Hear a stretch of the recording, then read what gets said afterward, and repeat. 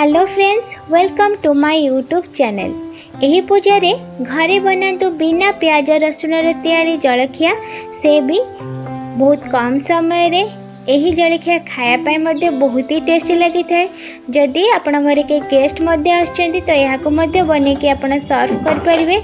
Eighty देखि पारथिबे केते crispy जणा पडुचे जलखियाटी।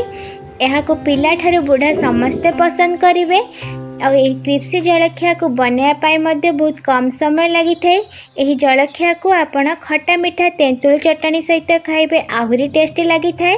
तो चलतु यही जलखियाटी केमती तैयारी होउची तार रेसिपी स्टार्ट करनबा। ता पूर्वर मु जयश्री प्रधान मोर कुकिंग चैनल को आपण मानकु स्वागत करची। वीडियोटी भल लगे लाइक शेयर सब्सक्राइब करने को जमा भी भूलि। और जो मैंने मो चैनल नुआ वीडियोटी को सब्सक्राइब करने जहाँद्वारा कि नुआ नुआ वीडियो नोटिफिकेशन आपण पाखे पहुँची जीवो। तो चलते स्टार्ट करनबा। फास्ट एठी मु गोटे बाउल नहीं जाइए। एबे सेथिरे मु 2 कप मापर मैदा नहीं जाऊँगी। से मुझे 1/4 लुण ऐड करनौची। ता सहित किछि कला जीरा ऐड करनौची। किछि जुआनी को मु हाथ रे टिके ताकू दर छेचा भलिया करिकी पकेई दउची, जहा द्वारा कि स्मेल आउ टेस्ट बहुत बढ़िया आसीबो।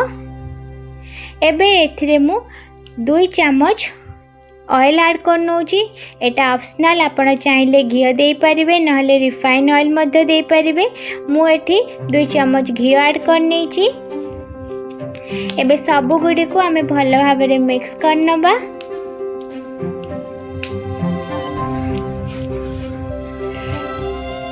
मिक्स कर साला परे एठी मु टिके हाथ रे एमती टाइट के धरनौची। जदि एटा रही जिवो तो जानिबे आपनकर मिक्सटा पूरा ठीक अछि। एबे एथिरे मु अल्प अल्प पानी नेकी चकड़ी देउची।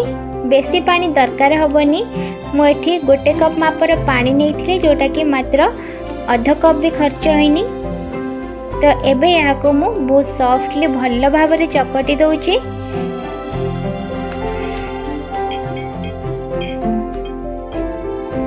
एई डफटी को आमे सॉफ्ट ही बनेवा। तो सेतिपई कि भल भाव चकड़ी देवा। आउ ताको 15 मिनिट जाएंगी मु ताको छाड़ी दउची। तापर एठी मु आउ गोटे पैन को गरम कर नउची और सेथरे मु 1 चम्मच रिफाइन ऑयल यूज करची। तेल टिके गरम हो गला परे सेथरे मु गोटा जीरा फुटई दउची। जीरा टिके फुटी गला परे एथरे मु आंब कसी अदा और 3-4टा कंचा लगा को छेचिकी पकई दउची, जहा द्वारा कि आलू मसलार टेस्ट बहुत भल आसीबो। एबे एथरे मु 2टा आलू को सिजे के रखिथिली ताकू पकई दउची।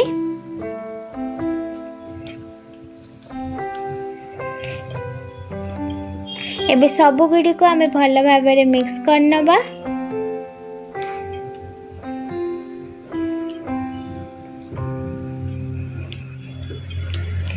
आंब कसी अदा जदि आपण पाखे नथिबे तले आपण नॉर्मल अदा मध्य यूज कर परिबे। बट आंब कसी अदा द्वारा टिके स्मेल बहुत भल आसे और फ्लेवर मध्य भल आसी थाए। एबे एथिरे मु स्वाद अनुसार 1/2 चम्मच लुण ऐड कर नउची। आपण आपनका मेजरमेंट अनुसार कम बेसी मध्य करि परिबे। ता सहित एठी मु जीरा गुंड देई दउची। एबे एथिरे मु आउ टिके फ्लेवर अनुसार कि जस्ट 1/4 लंका गुंड ऐड कर नउची। आपण चाहिले दे परिबे किंबा देई मध्य न पारिबे, सेमती किछि नाही, जेहेतु कंचा लंका ऐड करा हैची। एबे सब गुडी को मु आउ थरे भल भाबरे मिक्स कर नउची। आ एबे एथिरे मु धनिया पत्र देकी यहाँ को मु काढी नउची। तो एठी हमर आलू मसला रेडी हे गला। तो एबे चलंतु मु डफाडू को जाउची। एठी मोर 15 मिनिट तो हे जाइची। यहाँ को मु आउ थरे टिके भल भाबरे चकड़ी दउची। आउ ताको मु एमती 2 भाग कर नउची।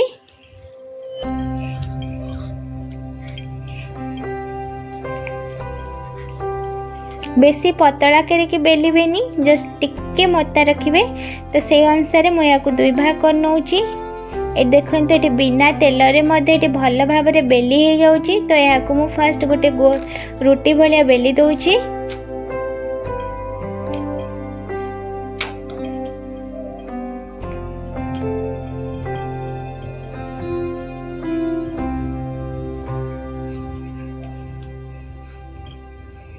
ए देखि पारथिबो एठी मोर रोटी भलिया मोर गोल गोल कर नेची। एथिरे मो गोटे छोटो प्लेट नहीं जाऊँ ताकू मझे गोल कर नौची। तो से गोल रे ही आम आलू पुर देबानी ता चारि पाखरे मु एथरे आलूर स्टफिंग दे दूची। एई भली भाबरे मु चारिपट साइज रो स्टफिंग दे दूची। देखि पार्थिबे चारिपट साइज रो मु स्टफिंग दे सारला परे एबे गोटे नाइफ नै जाउची।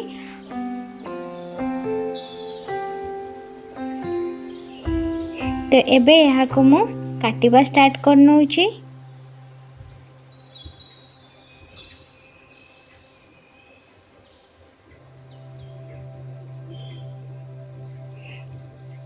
एबे मु चारिपट साइड रो एमती जस्ट ट्रायंगल भरिया काटिया स्टार्ट कर नेची, जोटा कि देखंतु कहा सहित कोटा भी लागुनी और सब जाक सेपरेट हो जाइए।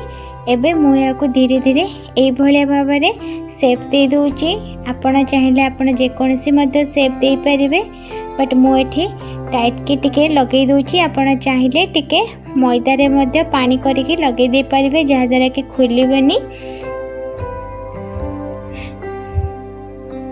मु मध्य चारिपट साइड टू फास्ट करी नै के तापरे मु एठी मैदार टिके पानी लगे देछि, जहा द्वारा कि खोलिबेनी। आ जो साइड रे जो आलू गुराक रही जाइछि तो ताको हमें छानला बेले सेटा बहुत सुंदर देखा जिवो। ए देखन सब जगह रेडी कर नेछि। एबे आ गोटे कढ़ाई रे मु तेल गरम कर नउछि। तेल टिके गरम होई गला परे एबे सेतिरे मु गढ़ी के रखिथिबा मैदा को एबे एथि रखि नउछि। आउ एबे यहाँ को मु लो फ्लेम रे ही 7 ରୁ 10 मिनिट जाके छाणने भी भल भाबरे, बेसी हाई फ्लेम रे छाणीबेनी। ये देखंतु आलू साइड टू टिके भारी आसी के एमती चारि साइड रे लागी जाइछि, जोटा कि पछरे क्रिस्पी रहिले मध्य खाया पय पाटी के बहुत भल लागि थाए। तो एठी मोर हेई आसलानी। एबे या को मु प्लेट को काढी नउछि। एबे सेम प्रोसेस रे अन्य गुडी को मु एई भली भाबरे लाइट ब्राउनिश हवा जाए के मु या को छाडी नउछि।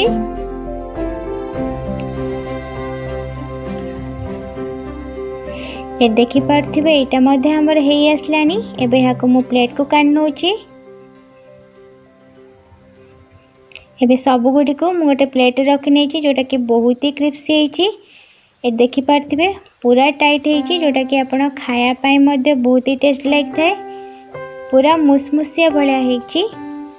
और यहाँ को खटा मीठा तेंतुली चटनी सहित खाइबे बहुत ही टेस्टी लगी थाए।